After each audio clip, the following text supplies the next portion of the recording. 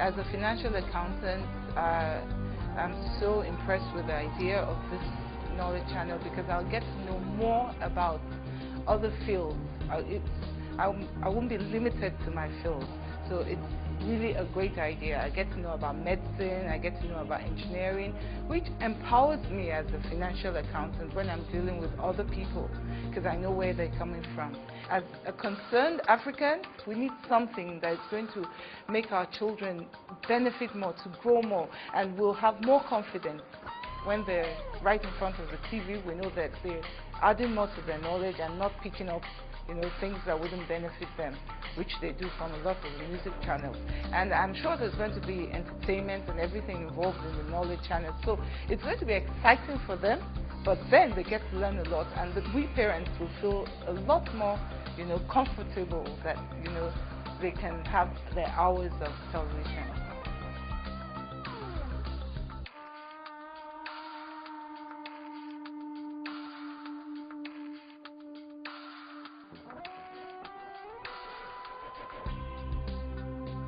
I think it's going to be acclaimed worldwide, and that includes Africa and the rest of the world as well. It should offer the younger people an opportunity to learn about the world. Now we do say the world is a global village. Opposed their horizon, you can see what goes on elsewhere. Even the older people too, they have a unique opportunity to really experience what further education might be. Getting further education at your own convenience, at your own pace, because this is a channel that goes 24 hours, I understand.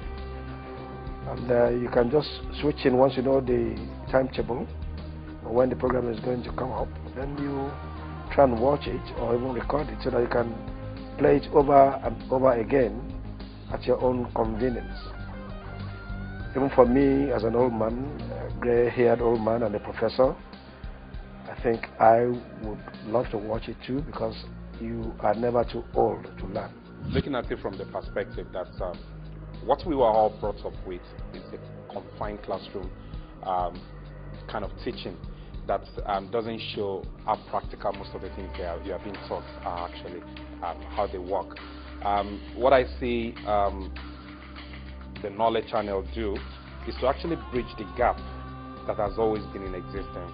If you cast your mind back, you realize that probably whatever course you find yourself that you studied in the university, you probably never chose it. Your parents probably chose them for you. You didn't even know what they mean. You probably saw somebody that read it and was successful in it, and that kind of encouraged you. But what the knowledge channel is going to do is that it's going to give you that wider scope. It's going to give you choices. It's something that you're going to be looking forward to.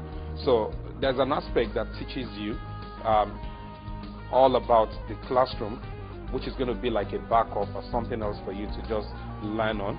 Then there's another aspect that says that, okay, if you want to actually go into the university, how do I know which course to read? How do I know whether I have interest in it? How do I know? It's just like, for example, in UK, there was a time they ran a study and they discovered that a lot of students, a lot of people are not studying engineering again.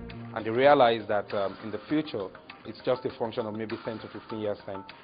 The number of engineers to be produced in the UK might have to actually dwindle. So they started running programs that can actually encourage people, just the same way they run a lot of programs that can encourage people to study medicine. So what this is only going to do is that, okay, we don't have data to start with in Africa. I mean, not that we probably we can't rely on what we have. So the only way we can actually encourage our students and our youth is to encourage them to the practicality of all the courses that they actually have as opportunity that they can actually choose from.